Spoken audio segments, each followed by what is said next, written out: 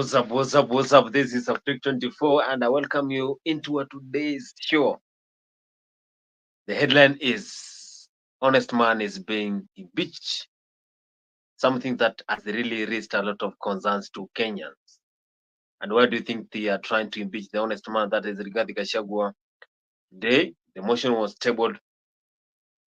The Speaker of the National Assembly, that is Moses Wetangula, he gave orders that all the 47 counties, they will have to give their opinions, their ideas about the impeachment of Right Honorable Rigathi Gachagua. Things world, some of the leaders could not vote for the impeachment of Rigathi Gachagua, the likes of Didi Nyoro, and also it was a surprise to see Sabina Chege voting for impeachment of Gachagua. Things are happening, things are boiling, but you're waiting to see if they are going to impeach Gachagua. So I welcome you into our tonight show as we have this conversation. Wherever you are following this conversation, you can join us through Facebook, Africa 24. You can join us through any media, social media platforms. YouTube, we are live, Africa 24, Truth 24, we are live. In our Instagram, we are live. You can join us and we shall be giving you all what it entails, and we give you more ideas and what really led to this impeachment motion of Rigathi Gachagua. I've listened to someone in the social media saying that if Gachagua will not resign, then he's going to be impeached. And if he impeached, then he will not run for any seat that concerns being elected. And also, if he resigns, then they are going to take him to court because there are some allegations that he has been engaged into the criminal activities. That is Rigathi Gachagua, who is the deputy president of the Republic of Kenya. They came together with William Ruto in the year 2022. They formed the coalition, and now they are together. But still, William Ruto has not come out to defend Gachagua. Things are still not adding up. It's like William Ruto is still silent. Today, we saw Oscar Sudi meeting Junet Mohammed. You know Oscar Sudi, the likes of Didi Nyoro, the likes of Kimani Chungwa. Those are the top leaders who are very close to William Ruto. So what is cooking? Something cooking inside the hearts of the leaders. Gachagua is still not believing. The wife spoke, Dorcas, and she said that if they want to impeach the honest man, they should go through the altar because that is where he was given that authority. It was some weeks ago whereby William Ruto said that things are not going to be the way they are. They are going to work for the people of Kenya. Kenyan leaders should stop the campaigns for 2027. This is the high time they should work for the people of Kenya. This is high time they should just focus with making sure we have development this country. A lot of things are happening. Gachagua really had spoken earlier, and want us to have some of the speeches from Gachagua before we weigh on them. Itakuwa pia amekuja kwa serikali kuchangia kuleta shida kwa serikali, na hawezi kuwa anatafuta kiti ya kwenda Afrika kuunganisha Afrika kama anaharibu nyumbani. Itaweka question mark kama watu ya ODM unga mkono kuharibu serikali ya Kenya kwanza ambayo hawakuchangia, then itaoneshana ya kwamba Raila amekuwa mtu ya uchokozi na amekuja kwa serikali kuharibu. Hiyo ndio itaonekana. Kama watu yake watapiga kura ya kunifukuza, Wakenya wataona ya kwamba yeye ameingia kwa serikali kuharibu, kwa sababu tuliambiwa na rais amekuja kutengeneza, hatukumeambiwa atakuja kuharibu. Na ile ya Uhuru tulisema aliharibu. So akija watu yake watumike kupiga kura ya kufukuza naibu wa rais, then kutakuwa na confirmation ya kwamba Raila ni mtu ya kuharibu pahali yote anaenda. Na hiyo pia itamharibia kiasi kikubwa sana hii mambo ya Afrika. Unajua hii ni maneno yanafuatwa kila duniani. Because yeye kama watu yake watatumika kuharibu serikali ya nyumbani, kwa sababu wakitufukuza serikali itaharibika. Kwa sababu hii serikali ni ya president na deputy president walichaguliwa pamoja. ikiwa na msoso itakuwa na repercussions mingi sana kwa vile stability ya serikali. So I don't know kama watu ya Raila watatumika kutufukuza, but from my reading it will not augur well for him kwa hii kiti anapigania Afrika, because yeye anataka kuwa chairman ya African Union Commission, kuleta Afrika pamoja. So kama watu yake ambayo wanamusikisa sana watatumika kukoroga nyumbani kwao pahali yametoka, credentials yake kwa Afrika itakuwa affected to a large extent. Na pia sisi kama atatumika kutufukusa, itakuwa ya kwamba ile rais alituambia anakuja kusaidia was not true, it was deceit. Kama alikuja ndio atufukuze, then ile rais aliniambia, mimi rais tuliketi na yeye na nikamwamini, na mimi rais namuamini kwa sababu hata tukiingia kwa hii arrangement mimi hakuna kitu tuliandikania na yeye lakini wengine wote walidemand aandike. Musalia ameandikania, Wetangula ameandikania, Kingi ameandikania, Mutua ameandikania, hata JB Muturi waliandikania. Mimi peke yake kwa sababu mimi ni Mkristo, na mimi kwa sababu mimi ni muaminifu, naamini wengine, mimi ni muamini. So ile aliniambia analete Raila na watu yake ndio tutengeneze serikali. Kama itakuwa watu yake watakuja kuungana na wetu kutufukuza kwa kazi, then itakuwa ile rais aliniambia si ukweli. No. Na hiyo itakuwa si nzuri. Deputy President, unajua wewe unaamini President Ruto, lakini Wakenya sidhani wanamuamini, na wewe pia by extension, kwa sababu mlitafuta hii serikali, umekuwa ukituambia kwamba hii serikali ni yako na president. So mambo ya uaminifu Wakenya hawahusishi sana. That is when Gachagua was responding to the questions from the journalist there, saying that he really trusts William Samoei Ruto, saying that he gave him his own trust. And now he's saying that he was even aware that if Raila joins together with top members of Azimio, then they will not cause chaos, then they will not cause division of the government. Because at the end of the day, if Raila joined the government and the government is doing the kind of things that we are seeing, then at the end of the day, we are going to complain about Raila and the other leaders of Azimio. They just came to cause chaos or to divide the government. That is what Gachagua is speaking, saying that this is something that he really knew might come through if Raila joins. And if this happens, then it's going to make him not win the AU championship, because it is something that is being followed from all over the country, all over the world, all over the Africa. So people will be complaining about Right Honorable Raila Amolo Odinga. And Gachagua said that he trusted William Ruto. And the question from the journalist there, he was asked, what made him to trust William Ruto? And he said he's a Christian. And he doesn't have to doubt William Samoei Ruto. That's why he said that let's bring together the Azimio members so that we can work and make Kenya go. But at the end of the day, we saw yesterday and today the impeachment motion was tabled. The chairman and also the chair, that is the Speaker of the National Assembly today, he gave areas where Kenyans will give their opinion as ideas, public participation on whether Gachagua should be impeached. Kenya. Na ni mambo ilijitokeza kwa sababu ya hasira ya wananchi. Hata nyinyi mnaishi hapa na wananchi mnajua ni kitu ilikuwa spontaneous. Lakini wale ambao wanataka kunipiga wananitafutia makosa kubwa ile tataka watu wanichukie. Hasa hiyo ilikuwa nalenga watu ya Rift Valley. Watu ya Rift Valley kwa sababu wananipenda raia ya kawaida. Walikuwa nauliza kwa nini Rigathi anahangaishwa na kupigwa na alitusaidia. Na ni muungwana, ni mtu mzuri. Sasa lazima kungetafutwa kitu ya kuumiza hao roho ya kwamba ati mimi na ofisi yangu tulishiriki katika maneno ya hiyo migomo. Mimi ni naibu wa rais, ninawezaje kupinga ile serikali ambayo niko ndani yake?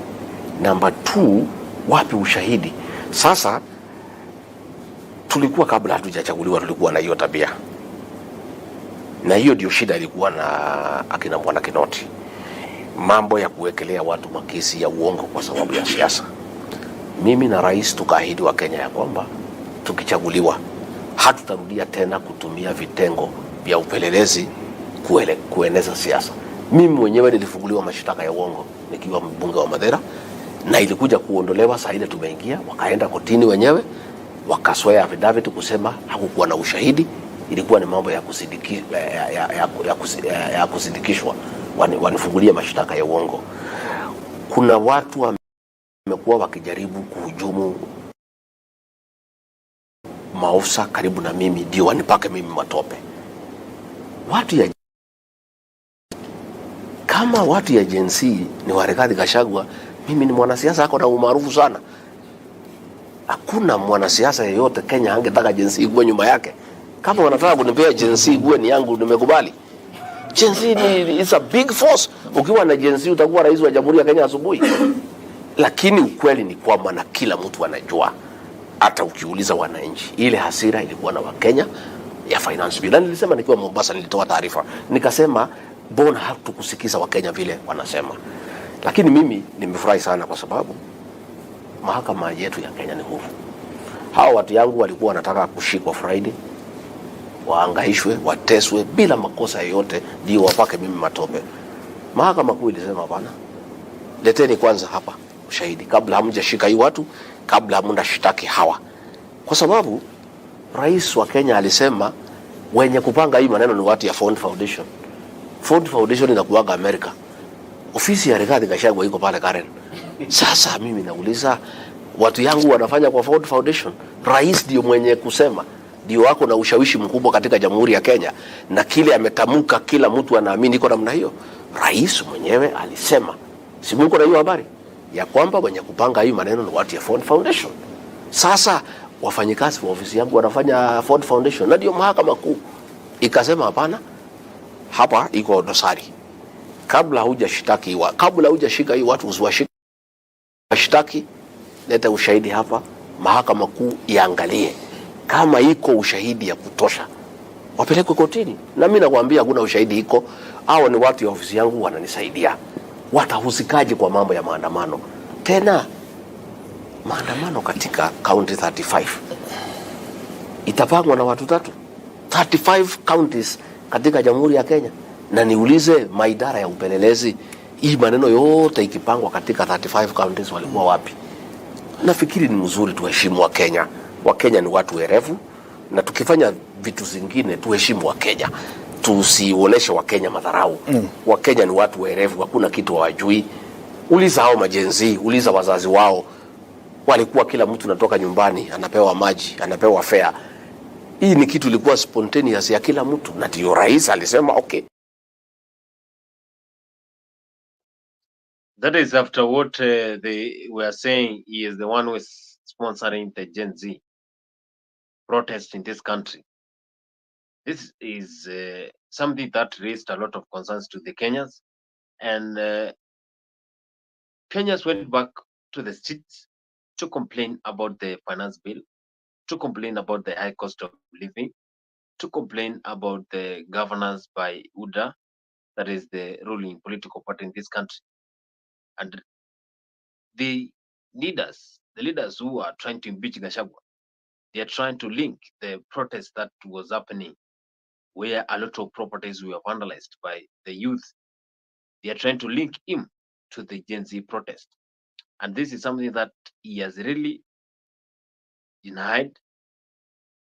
And he went to an extent of saying that out of 35 counties, how would 3 people who work in his office around Karen organize the Gen Z protest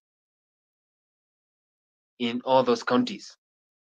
He's trying to explain how things are going to be, and he's trying to keep up from the issues that are being channeled to his end, that is Gachagua. Over the weekend, the Speaker of the National Assembly, that is Moses Masika Wetangula, he spoke about this, but he did not say that he's supporting Gachagua impeachment. But from the speech, you can internalize that he's saying that we should not involve leaders who are trying to divide Kenyans. And the question which we are asking here in Africa 24 is, how did Rigathi Gachagua really divided Kenyans? That is the question that we are asking. How? And how did Gachagua divided this country, Kenya?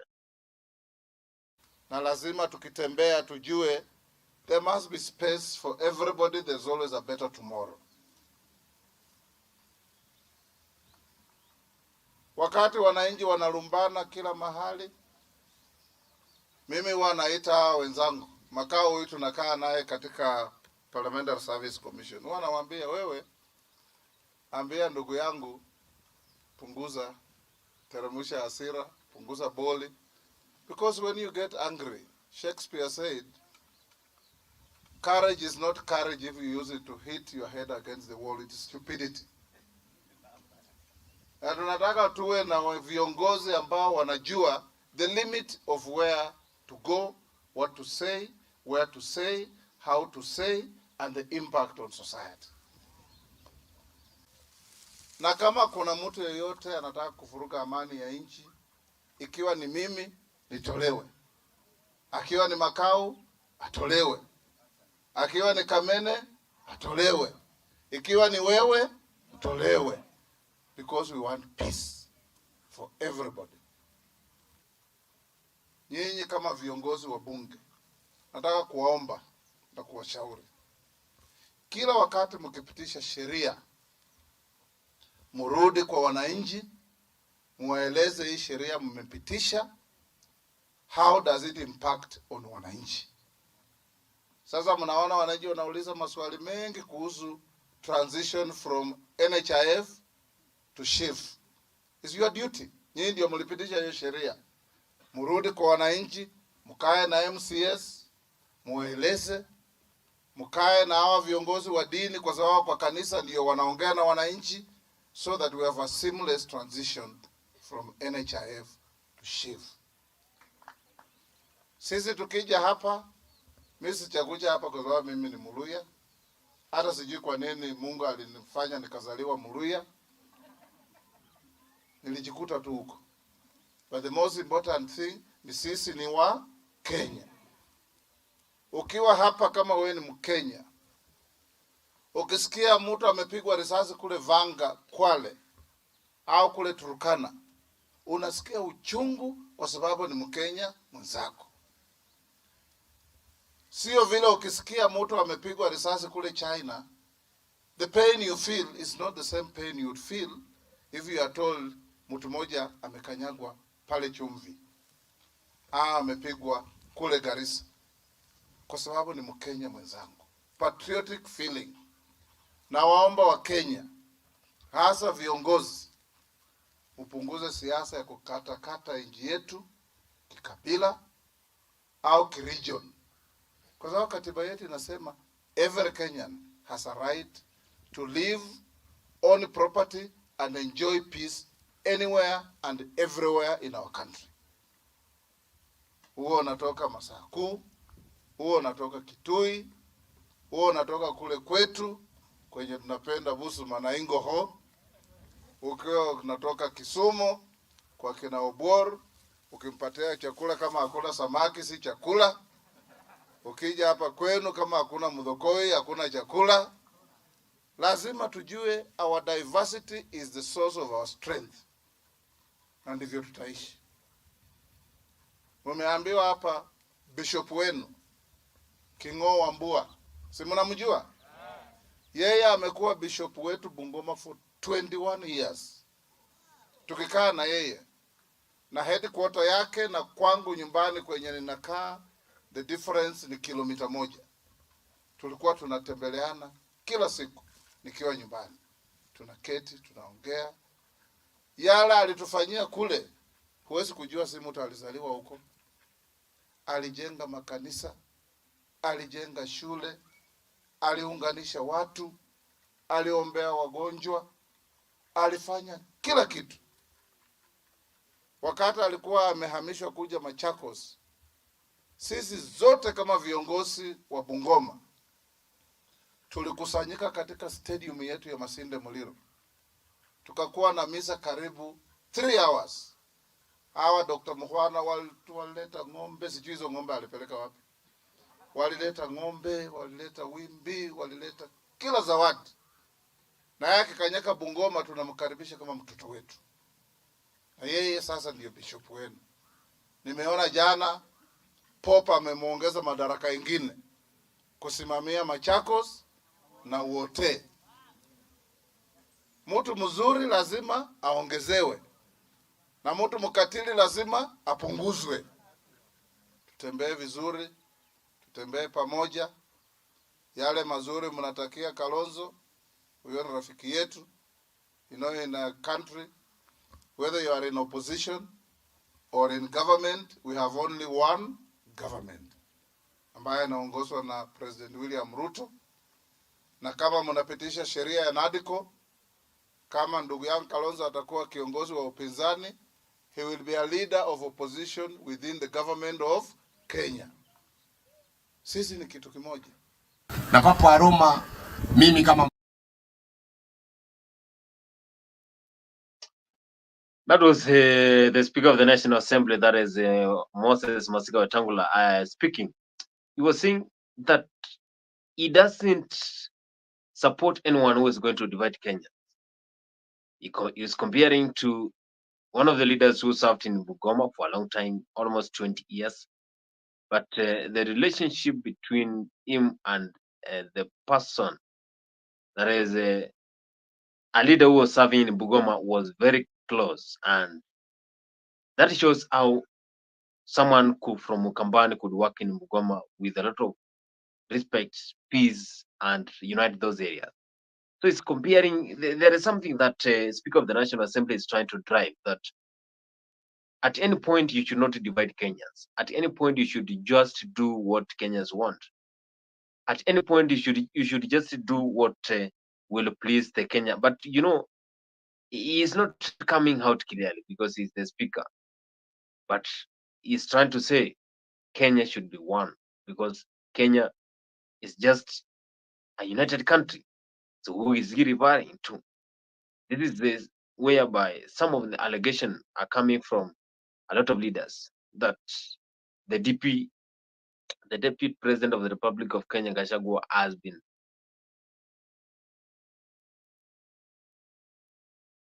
giving speeches that divide Kenyans.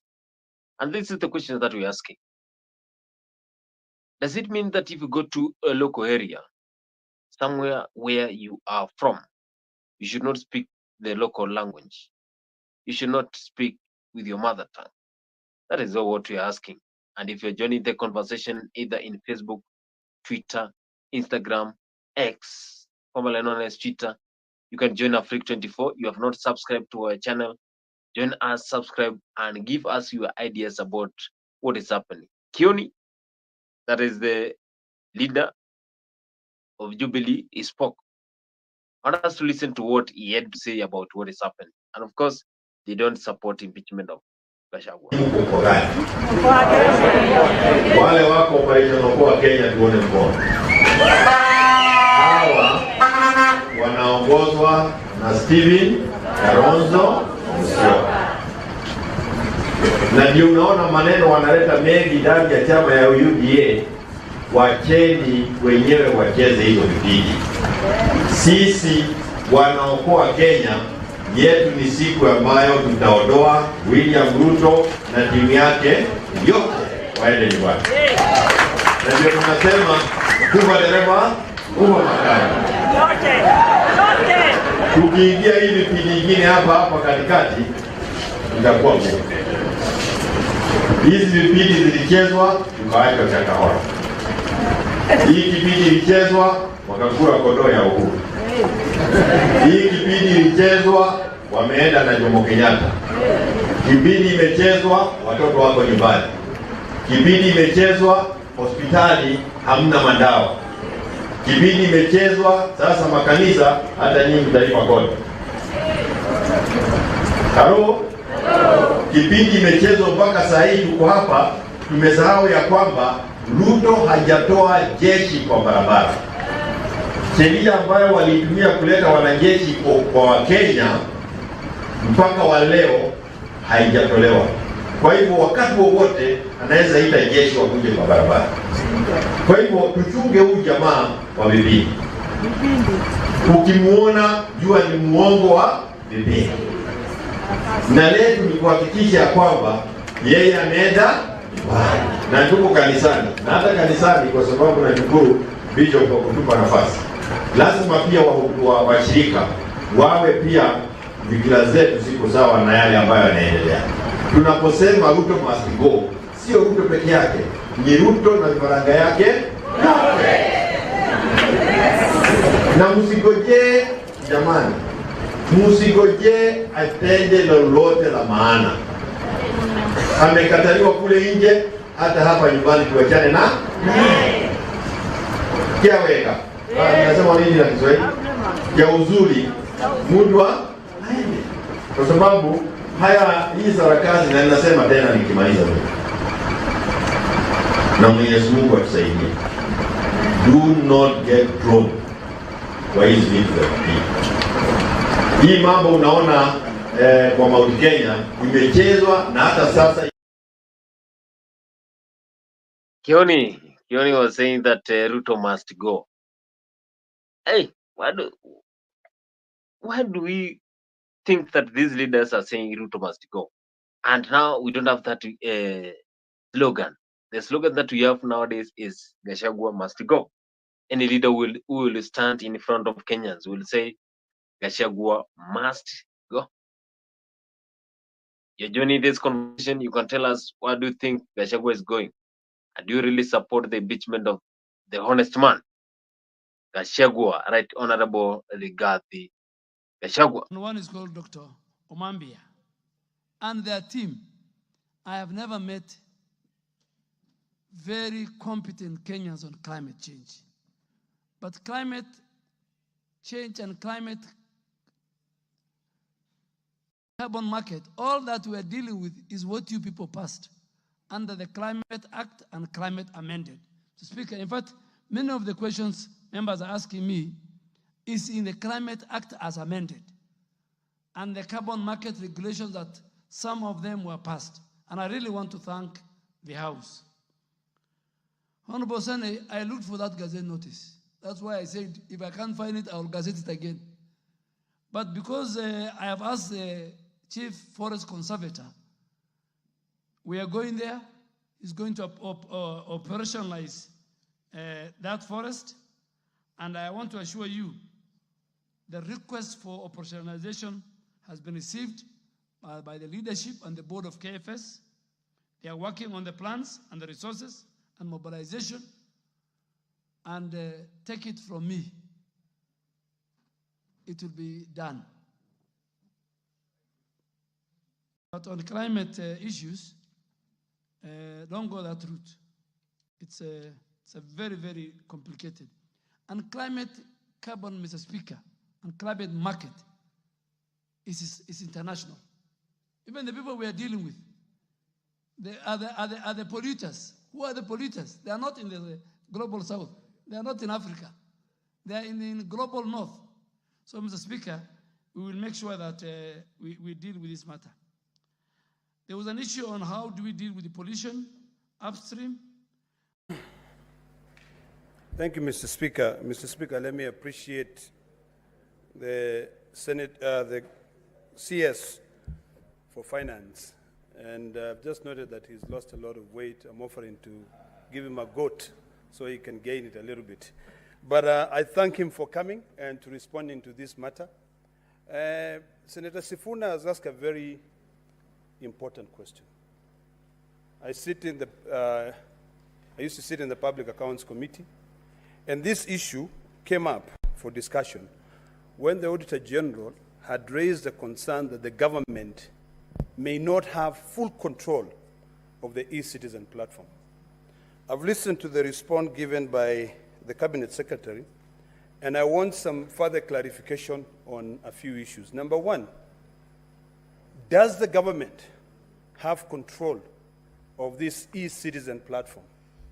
The Cabinet Secretary has also alluded to the fact that the 50 shilling is paid to, and I believe it is paid to the creator of eCitizen. I think his name is James Ayugi, who is the CEO of Webmaster.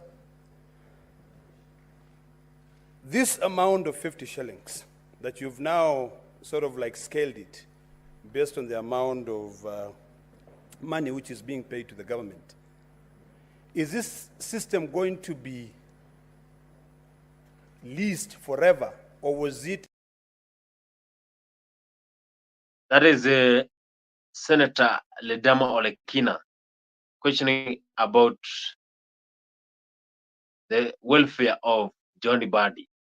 Badi is the treasurer, CS for treasurer in this country, and a lot of questions has been raised since they took over as cabinet secretaries in William Ruto government.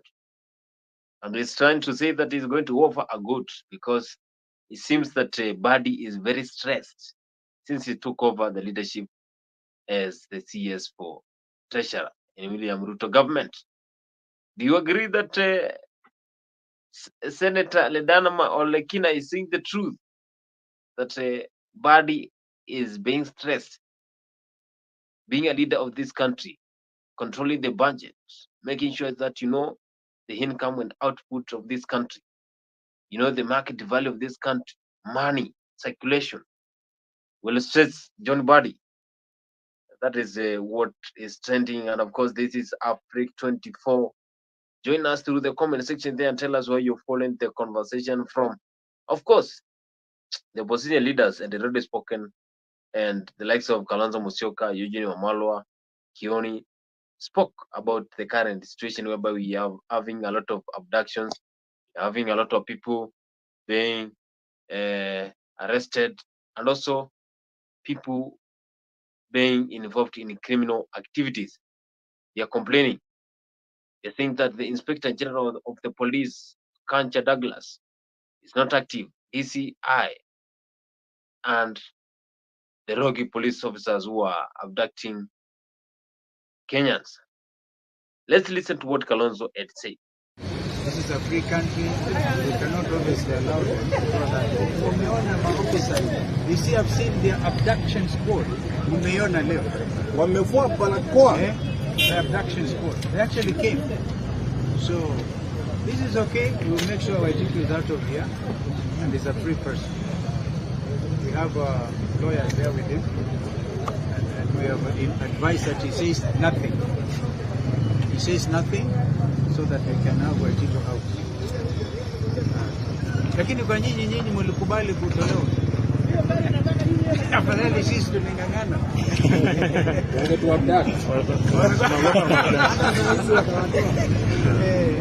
No, you see, we have come with young men.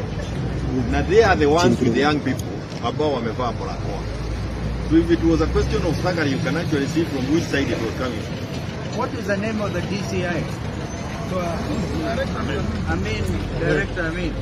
Obviously they amepeana instructions, na yeye obviously amepatiwa instructions by either Kanja or Kindiki, and all of those instructed by William Ruto, whether he's in the country or not, because the president is always in communication.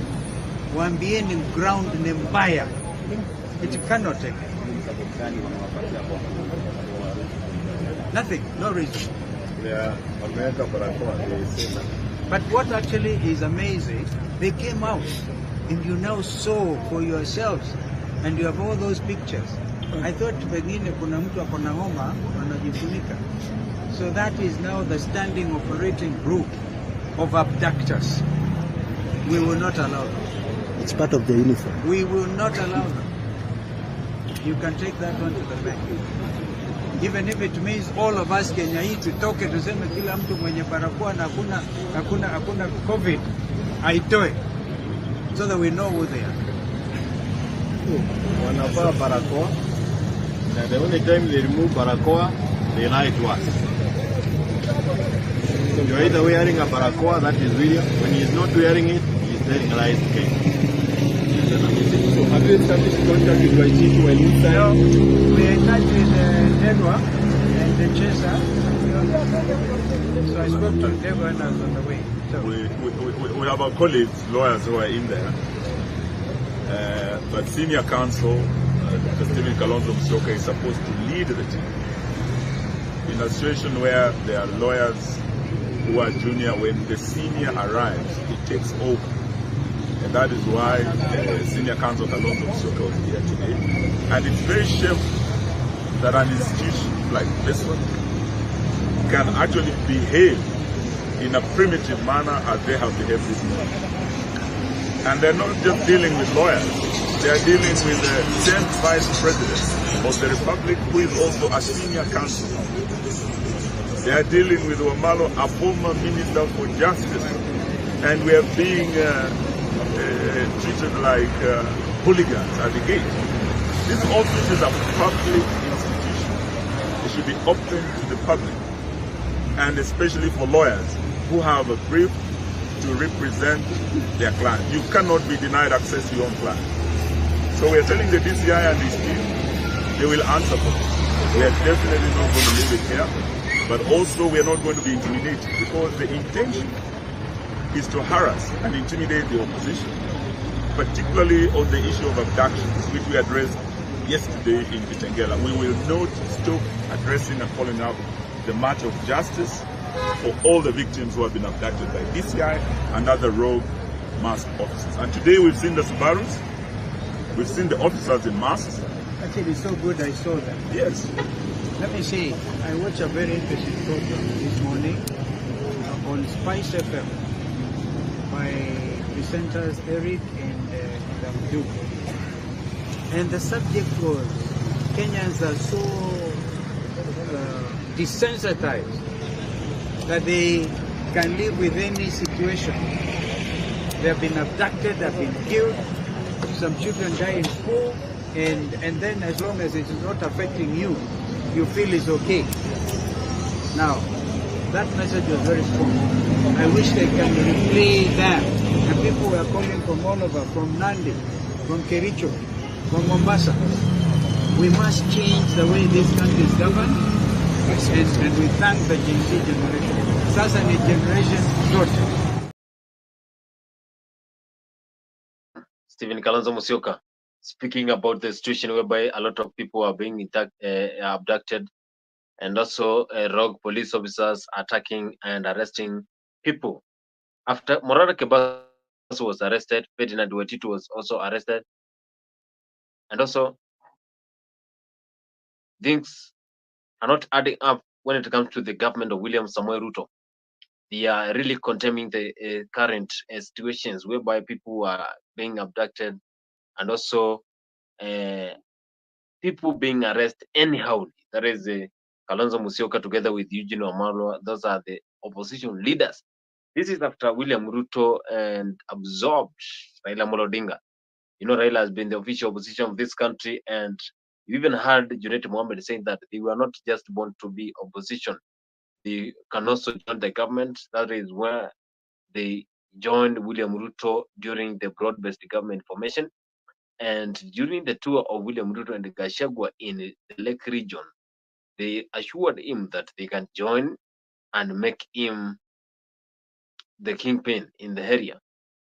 And also, you remember him telling, that is Junet Mohammed telling Ruto that they are ready to give him votes if at any point he's going to come together with the Baba and they support each other. That is Junet Mohammed, and also Raila Amolo Odinga joined the broad-based government. John Badi, top leaders, Hassan Joe, Opiu Wandayi joined the government, and you can see Kenyans are still not assured.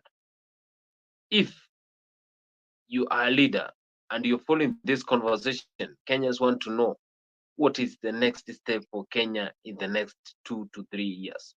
Remember, this is after 24, and the conflict between impeachment of Gachagua is still there. Governor of Nairobi, that is Arthur Johnson Sakaja, responded to the impeachment of Gachagua, and there is always a fight. But Gachagua said that there is no fight between him and Sakaja. Let's listen to what the governor of Nairobi had to say. You have shown us humility, you have shown us integrity, you're not abrasive, you're very genuine. Those are qualities that we all want to copy. from you. We were last together in, must have been March, in the month of March, hapo Emmanuel, Bahati, pamoja pia na rais. Na rais pia lakini unajua amekuwa kule UN. He's actually on his way back. Karibu afike na mkiona tukitoka ni kwenda kumpokea kwa airport. You have, your footprint in our city has been felt from Mlango Kubwa, James, to here. And we must thank you, and I hope once you retire, you will still be available for us. I hope you'll be available for leadership positions, for boards. Nimeona million for the year, na sasa umeacha at 100 million. That is a 457% increase in revenue. So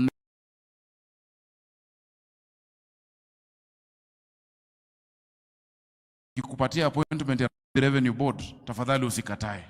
Unaweza kutusaidia hapo, unaweza tusaidia kuokota, because you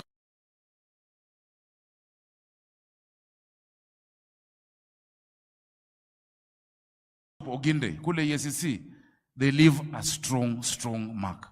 So asante sana, najua tumechoka, sitasema mengi zaidi. Lombo tofu, si ndio hiyo? Kwa yangu mnajua kawaida vile nawapenda. I think they were number 1 in the first edition of the Battle of the Choirs. Walipata pesa yao taslimu, ilikuwa milioni ngapi? 2 million. Hawaku perform mzuri sana. They didn't compete. I think PCA Kahawa Farmers ya kule Roysambu. Mwaka ujao, Battle of the Choirs, this time Madalanga, this choir must perform. Because kawaida unasema because you're a judge, they're not allowed to perform. Na wanaona watu wengine wanaenda na pesa. So edition of the Battle of the Choirs. Our Bishop Joel, vile watoto walisema, wale wa brigade wakiwa hapa, walisema he who 1-6. That is my prayer for you. And yes, Archbishop, we want a prayerful city. We're going to support the activities. The vision for our city comes from Jeremiah 33:9. Jeremiah 33:9, we say that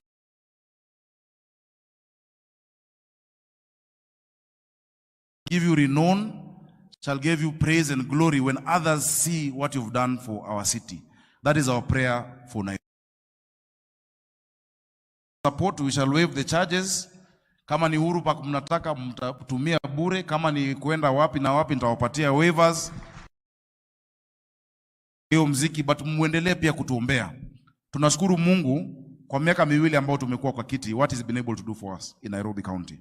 We've had issues of water for a long time. Tumefurahia kwamba sasa we are going to receive 140 million liters additional this week. Northern Collector was stuck. We have been able to unlock it. And many more things that we thank God. Hawa watoto ambao unawasalimia wako na furaha sana because leo 310,000 children are eating every day at 5 shillings only. 310,000. Tumejenga jikoni 17 kwa kaunti yetu. 1 out of 4 children were missing school because of hunger. But leo Nairobi, wakati wa shule hautapata street boys huko nje, wako shuleni wote because they are eating. 5 shillings is almost free. So we thank God for that blessing and for much more that He's been able to do for us. Our Bishop Joel Waweru, now that you've retired, or you're retiring on the 4th as a bishop of this diocese. Na sasa nimejua niko na diocese 3. Niko na ya All Saints, niko na hii ya Nairobi na pia Mount Kenya South. Hiyo pia ni diocese yetu. But I will have to hand over to you the freedom of the city. The freedom of the city means that now as an exalted leader in this city, vitu ndogo kama parking haufai kulipa. So utanipatia number plates. Freedom of the city means that now he is recognized in our Hall of Fame. Mayor Ladwa walikuwa na piananga vile alikuwa mayor. The keys to the city. So Kanjo, Florence umeona? Huyu asisumbuliwe pale popote. You will give us the number plates ya magari yako ambayo unahitaji, inaikwa kwa system, no parking fees for you until the day you stop using a car. So may God bless you. Sio ni jambo ya maana? Bishop wetu waheshimiwe, si ndio? Ya mwisho kabisa, watu wa Nairobi, we promised you people that we are going to have a city of order. Si ndio hiyo? We are working hard to restore it. Leo nimekuja, I don't even like the state that this road is in. The issues of garbage and waste collection. We are going to restore it without political considerations. So I want to assure you Nairobians, mkiona tumetoa amri ama njia ya kufanya vitu tufuate. Na mimi siwezi songa nyuma kwa sababu ya siasa. I will do the right thing because if you want to be popular throughout, you will never do anything in this city of Nairobi. Si ni kweli?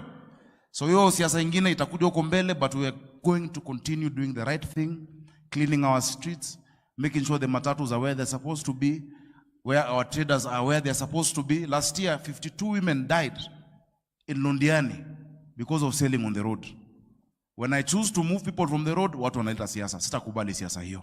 We're going to do the right thing for the people of our city because that is when we'll be judged. Our former provost, our All Saints, Samuel Wanaina, you were in my office in May and you came to see me. You're a good friend, I thank you. He's now advisor to the Bishop of Canterbury. When you came, you told me the same thing, that always do the right thing with the right conscience. I am telling you, I am still doing that with the right conscience. Ile mambo ingine nimesikia mmesema, Bishop, it is true. Kenyans want a break from the politics. And we are sure, nikiangalia hii kanisa tuko na kabila zote hapa. Si ni kweli? Huku Nairobi kuna ukosefu ya maji ya Wajaluo, tofauti na Wakikuyu. Kuna portal ya Wakamba. Our problems are the same as a city of Nairobi. The same pain Mama Njeri feels when she can't feed a child is the same as Mama Akinyi. We want our people to remain united without tribalism in our city and our country. We are one people. There's more that unites us than divides us. And that is what we believe in. So please don't worry about the politics you're seeing going on. Hiyo ambayo inakuja bunge next week na huko kwingine, don't worry. Let the politicians settle their politics because politics is part of us. But I want to assure you that we are going to have a united country devoid of tribal politics. No one chose where they were born, and no one chose which family they were in. No one chose which tribe. All our communities in Kenya, 43, deserve recognition and space in our country. And that is the Kenya that we want to build. And the epicenter of that unity is this Makadara constituency. Makadara is the most cosmopolitan. So tukifanya kitu, hata mzee wangu Matere, haizi kuwa ukifanya kitu pande hii unasema ati Wajaluo watakuwa na shida, usiguse mto. Ukifanya hivi unaambiwa usiguse Rift Valley, usiguse Mtaro ama inaitwa aje. Ukifanya ingine unaambiwa usiguse mlima. Everyone must follow the rules in this country so that we have a united Kenya. Wangapi wanakubaliana na hiyo? Si mnakubaliana na hiyo? Niko na zawadi ya Bishop Joel. Rais amenituma na zawadi. Na sijui kama nitakupa hapa ama nitakupa baadaye. Sakaja saying that any leader who is going to divide Kenya should not be a qualified leader for the people of Kenya. Anaongelelea mambo na kunguza mlima, that you should not even mention about regions when you're talking to Kenyans. You should mention about making sure that Kenya will get equal distribution of resources because Kenya is made of diverse tribes. 42, almost 45 ethnic groups, they are together in Nairobi. So if you go to address them and you start being tribalistic, then you don't qualify to be a leader. That is the governor of Nairobi, Arthur Johnson Sakaja. You know, he's attacking Gachagua, of course, indirectly, because Gachagua is the one who has been saying the mountain should be protected. And of course, what does it harm to always protect your area? Does it harm? That is Sakaja speaking, and he addressed the issue of impeachment of Gachagua. Almost every leader is trying to talk about impeachment of Rigathi Gachagua. That is the honest man. Will the honest man survive this impeachment? That is the question that I'm asking here in Africa 24. If you're following us in Facebook, X, Twitter, join us and tell us, do you think that Gachagua is going to escape the impeachment. Some of the MPs, 291 MPs, voted for impeachment of Gachagua. Do you think that is going to avoid this one? If you're following the conversation, you can give us your ideas and thoughts about this. Remember, this is Africa 24, 60 minutes top stories here. I'm Boniface Kimanzi, and we're going until we get to the end. Join us, and you can also join the conversation through the comment section. Mimi naomba hata Wakenya watusamehe sana. Wakati tulikuwa tunatafuta nani mwenye angekuwa running mate wa William Ruto, ndio baadaye tukishinda kura akuwe deputy president. Kuna wengi ambao walikuwa wanaunga Professor Abraham Kithure Kindiki. Lakini mimi nikiwa mmoja ya wale ambao waliingiliwa na shetani, tukaona hata kama Kindiki alikuwa ameshinda kura mingi, tukasema waje tupatiane huyu Rigathi Gachagua, kwa sababu tuliona kidogo ni mzee, na wakasema penye mzee hapaharibiki maneno. Kumbe tu ni shetani alikuwa ametuingia. Tukawacha naibu rais mzuri mwenye hapa na sura akiongea na wafadhili pesa wanaleta. Tukachagua mtu watu ukiangalia sura yake atafai kuwa naibu rais wa nchi. Hata akienda kuomba misaada kule kwa nje ndio watupatiwi, because wanasema sasa mtu anakaa namna hii. Tukafanya makosa. Wakati hiyo alikuwa mtu ambaye alikuwa mnyenyekevu, alikuwa anakaa tu mzee. Nguo yenye alikuwa anavaa tu nguo kama mzee tu, ile tu ya kushona, na unavaa na unatembea. Sisi tukaharibu maneno zaidi. Wakati alishinda kura akakuwa naibu rais, tukachukua yeye, tukabadilisha yeye tailor, tukaambia yeye ukinunua nguo unapunguza hapa ndiye fit mwili yako. Wakati amenunua hizo manguo, hiyo tailor akamtengeneza, akaanza kuvaa fitting clothes, akapendeza kidogo, kiburi ikakuwa zaidi, akafikiri ndio amefika. Sasa kuanzia kesho yule tailor ambaye tulikuwa tumemwambia unashonea Rigathi manguo, hiyo kazi wachana nayo, arudi kuvaa ile manguo yake ile ya zamani alikuwa anavaa zamani, na ikawa ile Rigathi ya zamani. Tumechoka na hiyo mtu kabisa. Kwa sababu wewe, boma ambayo inaenda vizuri ni boma ambayo mama na baba, hata kama kuna tofauti, wanaongelea ndani ya bedroom saa ile watoto wamelala. Lakini ukikuwa na boma ambayo mama anaenda kuongelea kwa soko, kwa barabara, anaenda kuongelea kwa chama, maneno ya nyumba, maneno ya mzee, boma hiyo huwa haiendi pale popote. Na ningependa kuwapongeza nyinyi wa mama wa Kimilili. Si ati kwamba ndoa zenu ziko sawa sawa kabisa, lakini maneno ile ambayo mnakuwa nayo kwa nyumba mnasuluhishia kwa bedroom, ama suluhishi nje. Nyinyi mko na akili nyingi zaidi kuliko ya Deputy President Rigathi Gachagua. Na muendelee namna hiyo. Kwa sababu ile maneno ambayo naibu rais amesema kila bahari ni maneno ambayo inabomoa nchi hii yetu hii. Huyo ni mtu mkabila kabisa. Na hatuwezi ruhusu mtu mkabila akwe yeye ndio anachea cabinet subcommittee meetings.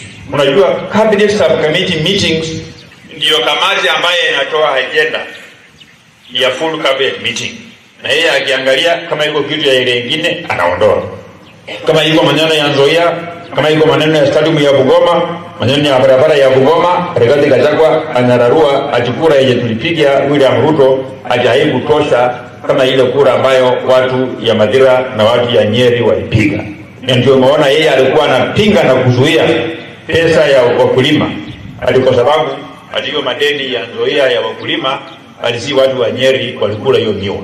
Huyo mtu tumrelease kabisa, aenda afanye kazi yake ya kijiji huko Nyeri.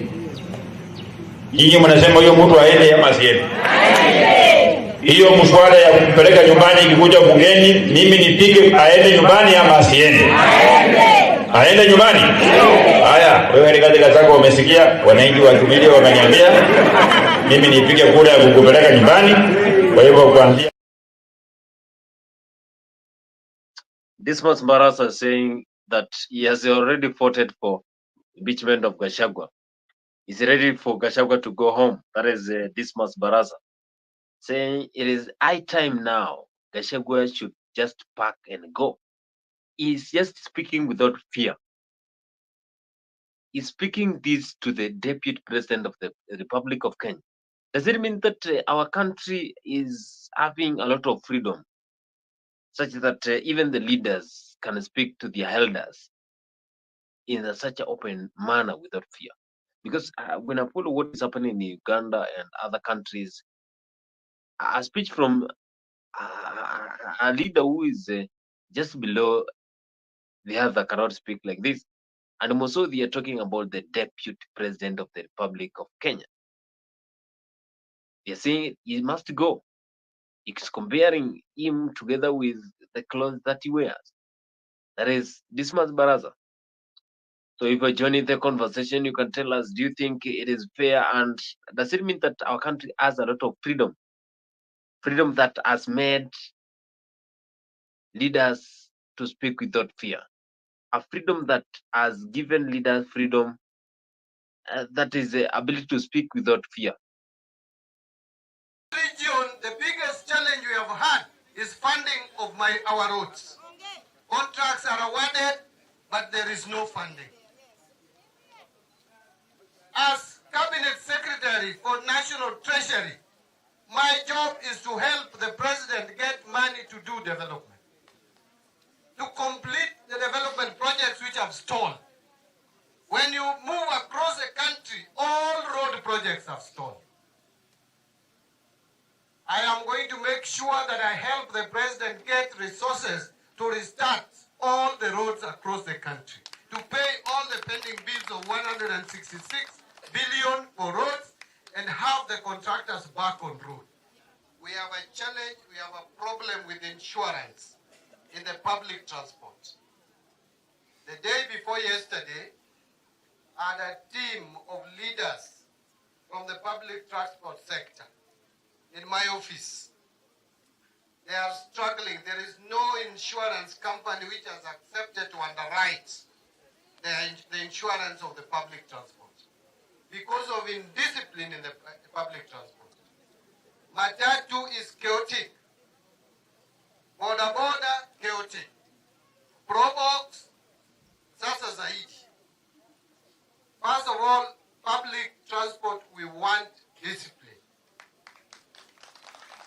There is a report, which a task force, which was constituted by the Cabinet Secretary, National Treasury and Economic Planning, to investigate and find ways and solutions on how to underwrite public transport. There are a raft of recommendations, which I will liaise with my colleagues, especially in interior, transport, so that we can see how to bring discipline and order in the public transport the way the late John Mchuki left public transport. Because we must have insurance. There is no way public transport can be without insurance. Nyocha wasebedo piny mowinjore ni yo ma alwanda nyaka agolo otieko.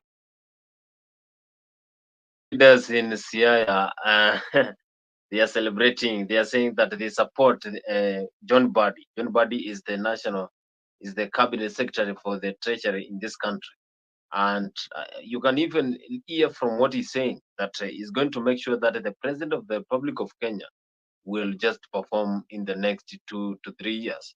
He was given the duty earlier 2 months ago, and they want to prove that they can work for the people of Kenya. He's trying to say the project and the roads that are ongoing, that they're going to be finished. That is John Badi talking about the current situation in this country and how they're going to ensure the president is going to work for the people of Kenya in the right way. Remember, this is Africa 24. So if you're joining us through the comment section, you can tell us where you're following the conversation from and what is your idea about the impeachment of Gachagua. And do you think that the people of Kenya, when we will be having this public participation, do you think that the people of Kenya will vote for no or yes when it comes to participation for impeachment of this motion that is ongoing? Do you think that they're going to support the impeachment of Right Honorable Rigathi Gachagua, who is the Deputy President of the Republic of Kenya? after a lot of leaders said it is high time that he must go.